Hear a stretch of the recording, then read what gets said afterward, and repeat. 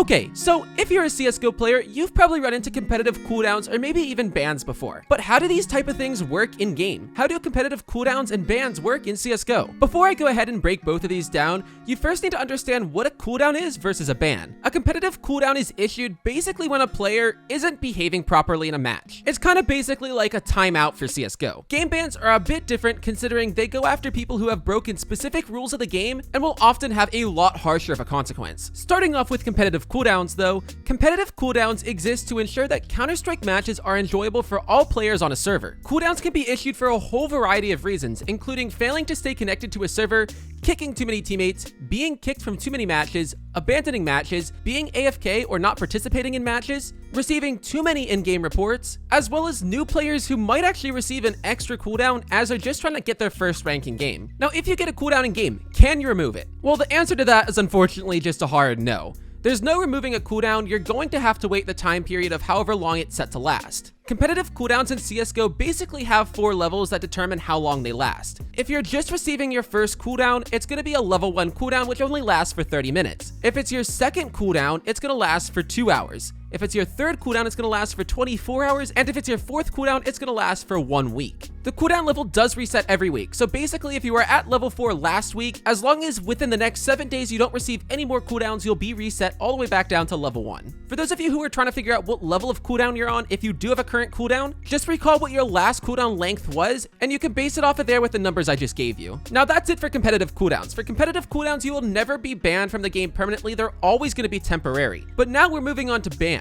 Like I said at the beginning, bans are for people who are breaking specific rules in the game and normally result in a permaban or a very long-term account lock. There's a couple of different types of bans you can receive, including VAC ban, a game ban, a GSLT ban, or bans through Steam Family Sharing. I'm sure most people watching this video already know what a VAC ban is, but for those who don't know, a VAC ban is basically when you get banned by Steam's anti-cheat algorithm. VAC stands for Valve Anti-Cheat, so it's literally just the algorithm that they use to help ban players from the game. A game ban is almost the same thing, but a little bit different. These are issued when a player attempts to circumvent or interfere with game systems to the detriment of others. GSLT bans are very specific considering they really only target third-party servers who are offering basically fake skins or services in return for money. I honestly don't think anyone watching this video is ever going to run into this, but that is there. And then lastly, we have bans through Steam Family Sharing, which basically just means you're going to lose features on your account if you're conducting cheating or fraud. Now, game ban, GSLT bans, and bans through Steam Family Sharing are all pretty straightforward. But what exactly can you get VAC banned for? The VAC algorithm basically works on the generalization that it will ban you for anything that potentially gives you an advantage against other opponents in CSGO. In the eyes of the VAC algorithm, you can get banned for anything that could potentially give you an advantage against other opponents in game. Lately, this means anything from a super obvious spin bot or wall hack,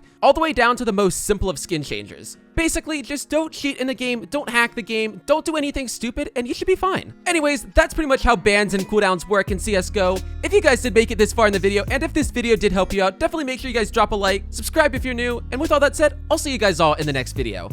Peace.